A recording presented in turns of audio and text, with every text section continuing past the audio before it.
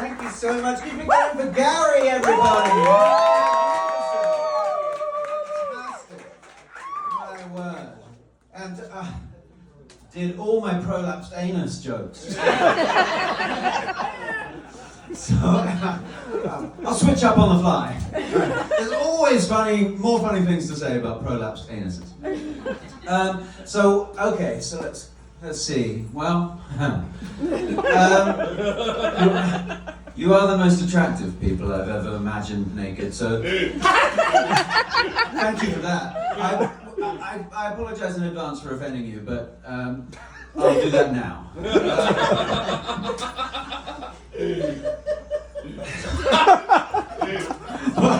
Okay. Well, we're gathered here today, my dearly beloved, to pay our respects to whatever we used to have. Blessed be the trans girls, because we will envelop the girth.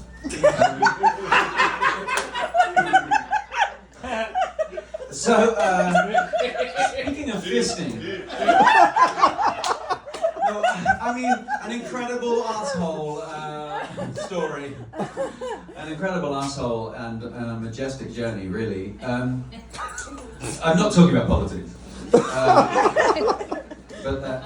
So my first fisting experience was magnificent, but absolutely terrifying.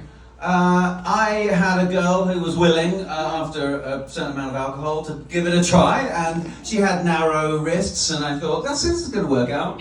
And a lot of poppers and a lot of alcohol later, it did work out. We were both hammered, and she very wisely, once inside me, the magic was happening. I was so excited, and then she didn't move at all, and I thought, very wise. Thanks very much.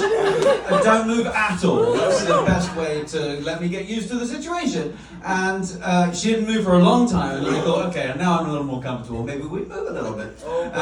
So I tried to move against her, and she still didn't move. And I thought, oh, how considerate. And so I moved a little bit more, like this is fine kind of movement. And she didn't move at all, which I thought, oh, that's kind, but you know, giving you all the signal.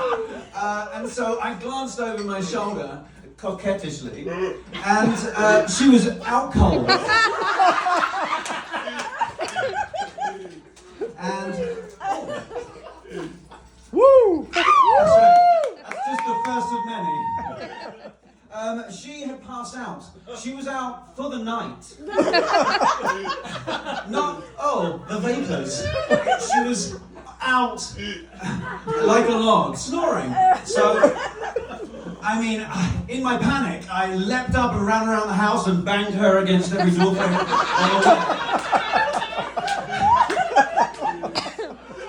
I considered doing that, but what I realized was, oh no, I no longer have her consent.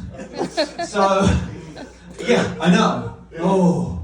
So anyway, I wriggled my way. I thought, I didn't know how I was going to open the front door after calling the emergency services. Without dragging her against every...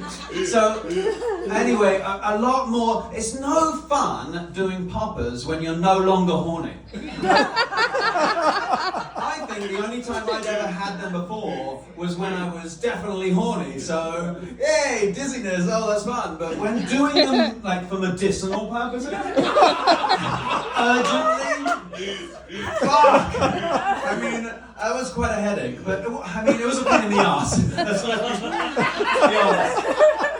So, finally, I managed to ease her from me, and we were once again that beautiful beast with one licked wrist. I don't know what sausage links.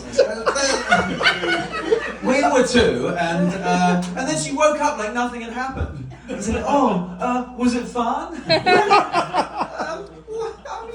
It was still fun. It was still fun. Because, I mean, admittedly, while I was I didn't know I was trying to wake her up, but while I was nudging her, it was fun. So anyway, the reason, oh my God, I'm in danger of telling you too many personal trauma things. So I can't help it. When I was younger, my mum had a much younger boyfriend. She and my dad had an office downstairs in the garage, but my dad lived around the corner, and they'd broken up, but he came back while I didn't know, I was laying in my bed like playing with my teddy bear. My mum was in her bedroom, assuming adult, asleep, and my dad came in, and I heard him, and he was going, hello, and then I heard this almighty thump coming from the room next door, and then this stampede of one man. By the way, my mother's boyfriend was a huge man, and it turns out a huge man, because he burst into my bedroom door as my dad was walking along the hallway downstairs, going, hello, and this 21-year-old ran into my bedroom, and naked, and just important to know, still glistening with my mother's love. I'm sorry. You made me do this. So there he was, pendulous, and I didn't know what to make of it at first, obviously. Innocent as I was. But the thing is, I had bunk beds in my room, and my brother had recently got his own room, so I was on the bottom bunk, and this gentleman ran in, having removed himself from my mother, and then in a panic, he was 21 years old, to me, adult, but now obviously child. But in his panic, he could hear my dad coming up the stairs, and he just ran in. I thought, well, top bunk, obviously, because me, bottom bunk, empty, top bunk. He wasn't really thinking about that. So he and his three legs just leapt into bed with me, behind me, between the wall and me, like that. And my dad came up the stairs, my mum frantically in her robe, having a discussion. Yes, no, Douglas, no, yes, Douglas, I'm going to talk about it in the morning, Douglas. and this heaving homunculus of a man behind me. And I mean, I'm just a little sweet little girl. I've been poking my finger at my bum in the shower. And this gigantor was next to me. I mean, my goodness. As you can see, as my dad worried when I came out as trans, he said to my mum, "Oh, was it something we did? Is it our fault?" And I explained to him, you can't make we can't make a transgender person. You can make a slut. You can.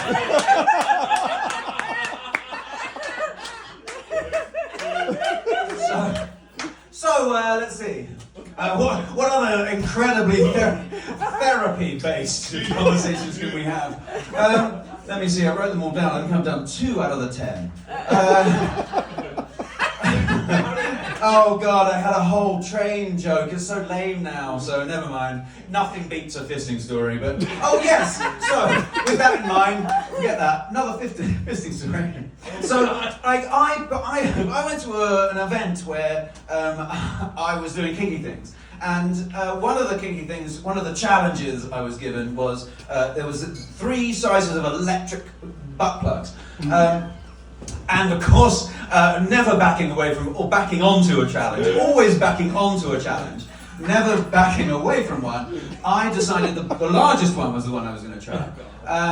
And so I managed it. I got a professional to help me, dominatrix helped me, and again, with the poppers. That's probably why I'm so fucking stupid. Don't do too many. It's probably why I'm telling you this stuff now, actually. I've sniffed away my filter.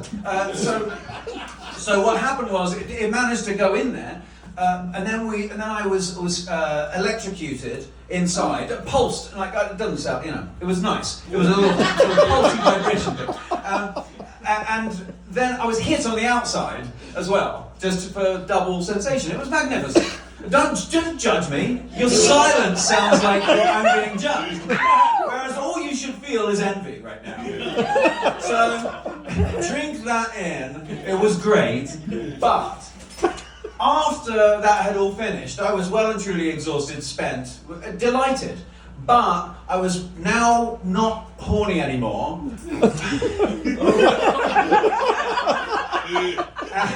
wandering around, like carrying quite a weight. Oh my God. I mean, it was, again, I don't want to overuse the word pendulous. And we already know what happens eventually.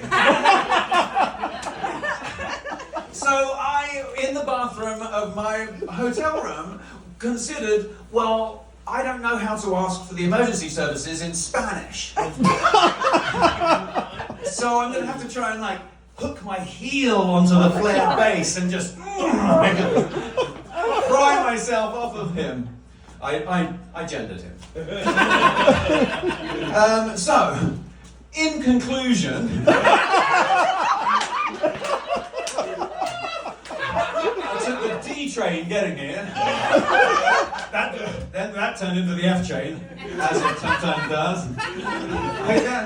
So that was a W train for me. No, O train, elusive O train. They offered a replacement bus service, but it was electric, the vibes were not great, and I didn't want to get on it because it would take me forever to get off. So I guess I took the L train here, if you want to say that. Like a loser. And that's my set. Thank you so much for being so